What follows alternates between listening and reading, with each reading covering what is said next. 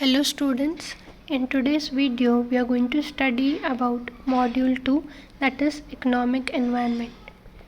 First, let us understand what is the meaning of economic environment. As we all know that business is an economic institution which is performing the activity of creating and distributing goods and services which are desired by the people. But the economic environment in which it is functioning determines the existence of the business. So let us now understand what is this economic environment. As the meaning says, economic environment refers to all those economic factors which have a bearing on functioning of every business organization. So under economic environment, all the economic factors like the economic system, economic policies, economic conditions. These three important economic factors have a greater impact on functioning of business. So if the business wants to run successfully and smoothly, it is very important that we are aware of the economic environment. When I say economic environment, that means economic factors like the economic system, economic policies and economic conditions. Now let us study in detail what are these economic factors affecting the business. First is economic system. Economic environment of a country is dependent on economic system which is adopted by that nation. Economic system prescribes the method of production and distribution of goods and ownership pattern of factors of production. Now based on economic system of the country, a person can decide whether he can own the factors of production. Now what are the factors of production? Factors of production are nothing but the elements that are used for production, just like land, labor, capital and organization. These are the four basic factors of production which are required to run any business activity. So whether these factors can be owned by a person who is doing the business or it will be owned by the government, that is decided by the economic system which is prevailing in the country. Mainly there are three kinds of economic system. One is the capitalist, next is communism and last one is mixed economy. So let us study in detail what are these different types of economic system. Now capitalism. Capitalism is also called as free enterprise economy or free market economy. Actually what happens in this system is ownership of the business and the factors of production is with the people. That is, government does not own the factors of production. Here the factors of production, that is land, labor and organization, can be owned by person who is doing the business. So countries like USA, Canada, Japan and European countries, they have this kind of system wherein they are free to own land, capital and labor and do their business. Let us study the features of capitalism. First is freedom of enterprise. That is, here the people are free to start business of their choice. There is no restriction or any license which is required to start the business. Whatever business a person desires, he can start. When the system is capitalist, remember there is freedom to start an enterprise of your own choice. Next is government. Role of government in business is minimum and restrictions which are laid down by the government are very few. Government has very friendly attitude towards business. In some countries there are restrictions which are put up by the government. That is, you can manufacture only so and so goods and services. But in case of capitalism, government gives freedom to private sector to operate or to sell any kind of goods and services. So here the role of government is very less. Private sector has got more liberty and freedom to do business. Next is consumer sovereignty. Consumer is the king. of the market, because the goods and services that are liked by the people are produced and distributed. So under capitalism, customer is considered as the king of market, and only the goods and services which are demanded by the customers will be produced and they will be sold. Government will not interfere in the market condition.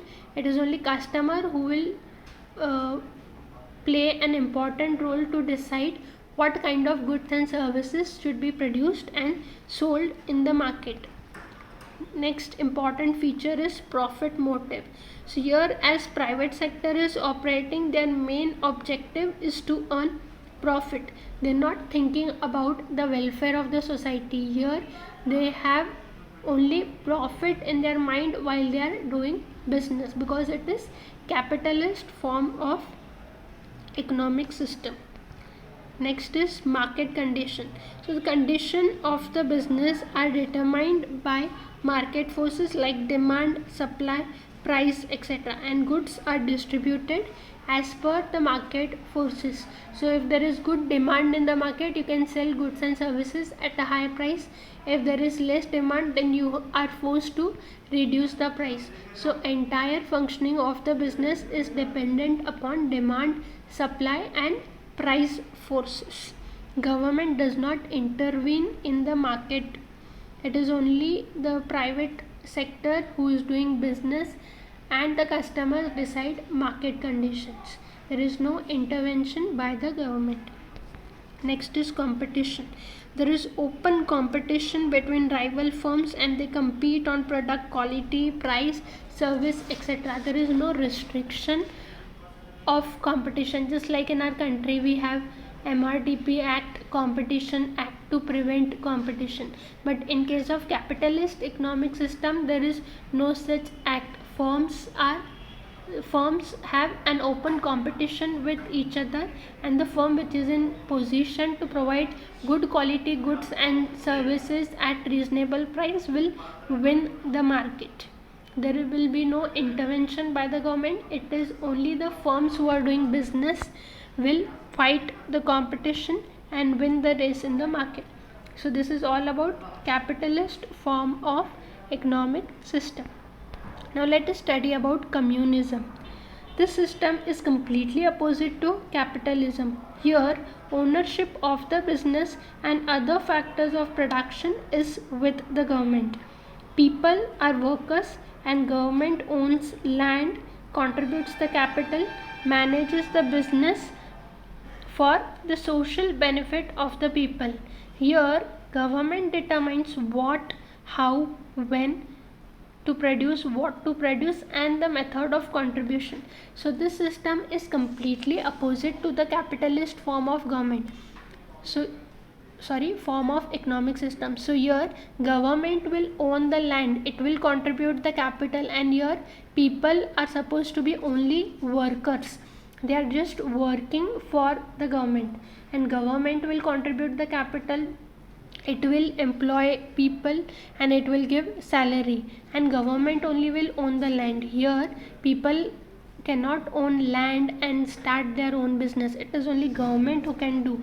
So countries like China, Russia, etc. have this system. They don't have private business. Only government can do business in the country. An environment is not there for growth of business. People are not at all encouraged to start and own business. Only government can do business in such economic system, and all the people are workers. Okay, and here the main objective is social benefit of people. Government is doing business not for its profit but for the benefit of the society. Now let us study the features of this communism. First is government ownership. All the resources and business organizations are owned by the government. People here are workers, they get wages for their services. They are no owners or capitalists. So here everything will be owned by the government, and all the people of the country have to work and they will get paid for their service. But here the people cannot contribute their own capital, start their business and earn profits. That is not the case. Here only government can do business, people can only work and they will get salary for their work done. Next is centralized authority. All the authority including management of the business is with the government. So everything will be decided by the government. That is what will be produced, what will be distributed. Here business is completely under control of the government. Here market forces will not operate, or customers will not decide what type of goods and services will be produced. Here only government will decide what kind of goods and services will be produced, and same goods and services should be consumed by the people of the country. Best example is China. Now in China you can see only the goods which are manufactured in China are consumed by people of China. They do not consume other countries' goods and services. Even for that matter, they have their own social media websites. They don't use Facebook, WhatsApp. They use their country apps only. So like this, when government is owner, he decides what goods and services will be produced and consumed by the people of the country. People do not have choice to use goods and services of their own need or convenience. Whatever is produced in the country, they have to consume that only. Next is absence of market forces. Now business in this type of country does not run on demands of the market. As I told you, what to produce, how much to produce, method of distribution, price, etc. Everything is determined by the government and not by the market. Now in the earlier case, in case of capitalism, market forces operate freely. That is, only on the basis of demand and supply the goods and services are produced. But in case of communism, it is completely opposite. Here government will decide what is to be produced, how much it is to be produced, and how much of it will be distributed. Okay. Next is equitable distribution of income. The national income of the country is equally distributed to the people according to their labor or to their efforts. Now as I told you, business or all the organization are run by the government. So people who work hard for the government, they will get good income, and people who are putting less efforts or who are doing less job, then they will get less income. So distribution of income is based on how much efforts you are putting for the government. Next is efficient use of resources. Another important feature of communism is resources that are used to produce goods and services are those only which are required by the society. Okay, and there is no wastage of resources, because when there is capitalist or mixed form of economic system, then there is competition, rivalry between the firm. In order to beat your competitors, sometimes the companies may tend to waste the resources, or they may try to neglect lower quality resources. But here where there is absence of competition, then the resources will be properly utilized and proper goods and services will be manufactured and sold. Next is no competition. As there is no competition of private firms, as the business is owned by the government. This will minimize the wastage that might take place due to competition. So as I told you, there are no private firms who are doing business. There is only one owner, that is government. So when there is one owner, there cannot be competition. So this is all about communist form of economic system. Next is mixed economy. Now mixed economy, as the name says, it is a compromise between capitalism and communism. That is, it is 50-50 of both. In this system, government as well as private sector can participate in business activity. Best example is our country, that is India. In India, you can see there are companies which are owned by the government, and there are also companies which are owned by private people. Now we have public sector companies like BSNL, HAL, BHEL, etc. And we also have private corporations like Tata, Reliance, Infosys, Bajaj, etc. So in mixed form of economic system, private sector as well as public sector have freedom to start the business. Okay, so let us study the features of mixed economy. First is controlled market. So here market conditions like demand, supply, price, etc., they are controlled by the government through economic policies. There is freedom also, but there is freedom in the market, but it is not completely free, just like in case of capitalist economic system. So here demand and supply also is given importance, as well as government will also interfere in the market condition by various economic policies, that is monetary or fiscal. So when there is a lot of increase in the prices or there is inflation in the country, then government can intervene and change the market conditions. Okay, so market is not allowed to freely operate in case of mixed economy. Next is public and private enterprise. So as the name says, mixed economy. So here business organizations, they are owned by government as well as private, and government normally concentrates on heavy industries and infrastructure like steel, power, railways, telecommunications, and all the remaining sectors are left to private sector. So here both public and private enterprises function in this type of economy. Next is role of government. Government plays dual role of regulator as well as motivator.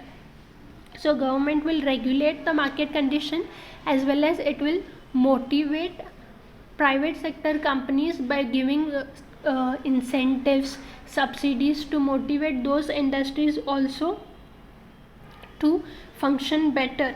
We also have 5-year plans, annual budget, economic policies, so as to encourage private sector companies to take up business activities for the progress of the country. Next is competition. Now competition between rival firms is allowed, but competition is restricted through competition acts and other provisions. And competition also can be between private sector and public sector, just like BSNL and Airtel, Maruti versus Indica. So like this, competition can be between private firms, or it can be between large scale industries, small scale industries. It can be within same firms. It can be competition between government business enterprise and private sector enterprise. So competition is allowed, but then still competition will be restricted by the government through various provisions and acts. So this is all about mixed economy. So in this picture you can see the comparison between capitalism, communism and mixed economy. So all the three forms of economic system have their own benefits and disadvantages, but it is left to the country to select what type of economic system will best suit for that country. Okay, so with this I conclude my session for today. Thank you.